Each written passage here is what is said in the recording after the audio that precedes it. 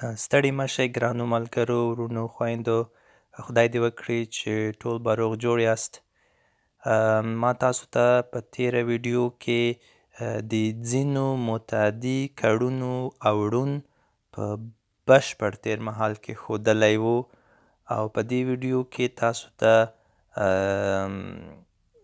د نژدې بشپړ تېرمهال متعدي کړنو اوړون در پیژنم. متعدي کړونه هغه دي چې تل یو مفعول اخلي. نو موږ په پښتو کې په تېرمهال کې کړ یعنې فعل د مفعول له جنس او شمېر سره برابروو. اوس راځو دا د یو څو متعدي کړنو بېلګې دي چې جنس او شمېر کې ښوول شوي، لکه کړی دی که چیرې مفعول نارینه وي او یو ګړی یعنې مفرد وي بیا کړی دی، او که نارینه ډېر ګړی یعنې جمع وي بیا کړي دي، او که ښځینه یو ګړی مفرد وي بیا کړې ده، او که ښځینه جمع وي بیا کړې دي. نو دلته تل یو مرستیال کړ ورسره وي یعنې دی، دا او دی، نو دې ته باید ډېر پام وي.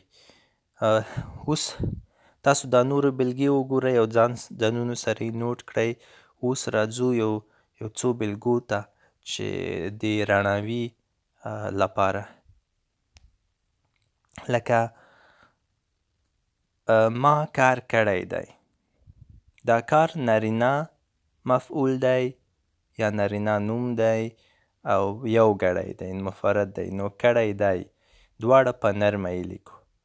که ډېر وي ما کارونه کړي دي، نو دا عمومي کړي په څرګنده یې لیکو، او په جمع کې تل دغه مرستیال کړ دي هم په څرګنده یې لیکو. او که چیرې نوم ښځینه وي لکه په بله بېلګه ما لوبه کړې ده، نو کړې په اوږده یې او مرستیال کړ په زور. او که ډېر وي بیا ما لوبې کړې دي. لوبې ښځینه جمع ده، نو کړې دي کړې په اوږده یې او د دي په څرګنده یې، یعنې د نارینه او ښځینه جمع مرستیال کړونه تل یو شان وي، یعنې دي. بله بېلګه د خوړلو را اخلو. ما یو ام خوړلی دی. ام نارینه نوم دی، یو ګړی دی، نو خوړلی دی په نرمه یې لیکو.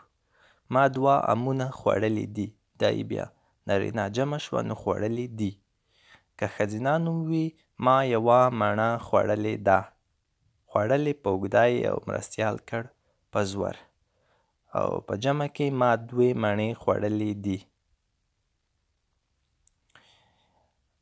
دغه متعدي کړونه ما تاسو ته په نژدې بشپړ تېرمهال کې در وړاندې کړل، او په لیرې بشپړ تېرمهال کې کابو یو شان پاتې کېږي، یوازې د مرستیال کړ په تېرمهال کې راځي، یعنې دا دی، دا او دی، دا بیا په هغه بدلیږي. یعنې لکه کړی دلته کړی دی او په لیرې بشپړ تېرمهال کې کړی و او جمع یې کړي وو، او ښځینه یو ګړی کړې وه او ښځینه ډېر ګړی کړې وې.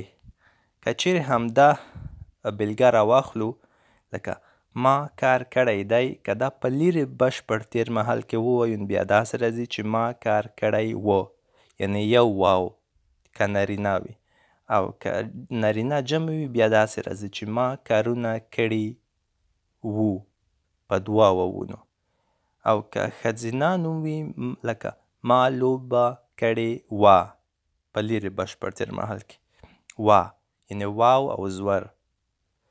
او که جمع وي ښځینه بیا ما لوبې کړې وې.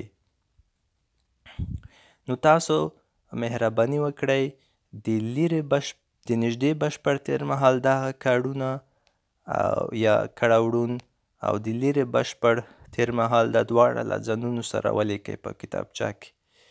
نو هیله لرم چې تاسو له دغې ویډیو څه زده کړي وي او مهرباني وکړئ له نورو سره یې هم شریکه کړئ. تر بلې ویډیو په خدای سپارم. مننه.